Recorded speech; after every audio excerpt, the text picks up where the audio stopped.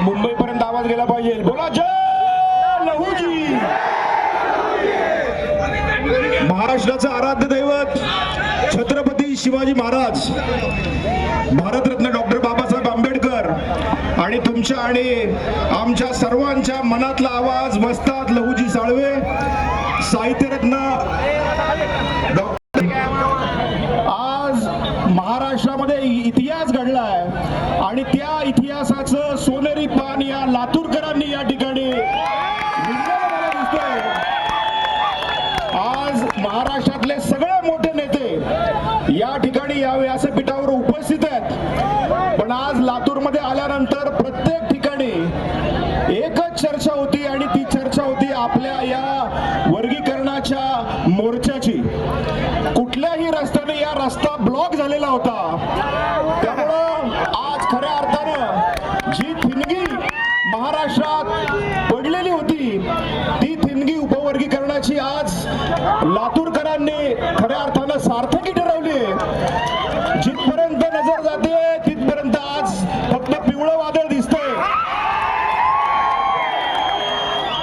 खरं तर डॉक्टर बाबासाहेब आंबेडकरांनी असं म्हटलंय की श्वास संपल्यानंतर माणूस मरत नसतो, श्वास संपल्यानंतर माणूस मरत नसतो.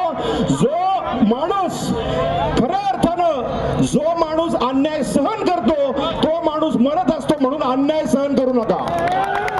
डॉक्टर बाबासाहेब आंबेडकरांनी जे आपल्याला सांगितलं तेच या उपवर्गीकरणाच्या माध्यमातून संविधानानं आपल्याला सांगितलं. आणि 1 ऑगस्ट 2024 रोजी ज्या वेळेस सुप्रीम कोर्टाने हा निर्णय दिला, अनेक राज्यांनी हा निर्णय मान्य केला, महाराष्ट्राने मान्य केला, समिती गठीत झाली. मी तुम्हाला सांगू इच्छितो, मी सरकारमध्ये काम करतो, माननीय देवेंद्रजी फडणवीस यांच्याबरोबर काम करतो, त्यामुळे आतापर्यंत माननीय फडणवीस साहेब जे बोलले ते करून दाखवले. त्यामुळे माझा त्यांच्यावर विश्वास आहे, आपल्या संपूर्ण समाजाचा विश्वास आहे. आता कुणीतरी बोललं की माननीय फडणवीस साहेबांपर्यंत निरोप नक्की द्या. 100% निरोप देणार, निरोप पोहोचला. आज या सरकारच्या काळात पहिल्यांदा आरटी झाली आणि आपल्या समाजाची पहिली आयएस ऑफिसर या ठिकाणी या सरकारमुळे झाली. तर यामुळं मी माननीय फडणवीस सरकारला सांगणार आहे, या ठिकाणी माझ्या बरोबर विधिमंडळातले माननीय सुनील कांबळे साहेब सुद्धा आहेत. आज खऱ्या अर्थानं डोळ्याचं पारणं फेडणारा हा मोर्चा आहे. आज आमच्या आया बहिणी या ठिकाणी उन्हात बसलेल्या आहेत. आज या ठिकाणी आमच्या आया बहिणी उन्हात या ठिकाणी बसलेल्या मी बघतोय, चालताना बघतोय, उपाशी तापाशी बसल्यात. कशासाठी बसल्यात? उद्याच्या पिढीसाठी बसल्यात. आणि हे आरक्षण उपवर्गीकरण झालं पाहिजे, होणार आहे आणि लवकरात लवकर झालं पाहिजे, ही आमची भूमिका आहे.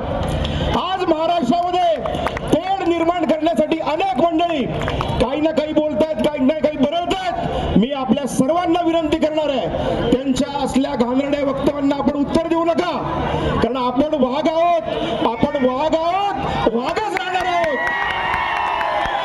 आज अनेक खोटे अकाउंट ओपन करून त्या ठिकाणी वेगवेगळ्या पद्धतीने नेरेटिव्ह सेटिंग केलं जातं, वेगवेगळ्या पद्धतीने त्या ठिकाणी बोललं जातं. पण मी आपल्याला नम्र विनंती करणार आहे, या लातूरमध्ये अनेक नेते आहेत, या महाराष्ट्रात अनेक नेते आहेत, अत्यंत चांगले आणि विकारी भाषण करणारे आपले नेते आहेत, त्यांचा आवाज आपल्या समाजापर्यंत पोहोचलेला आहे.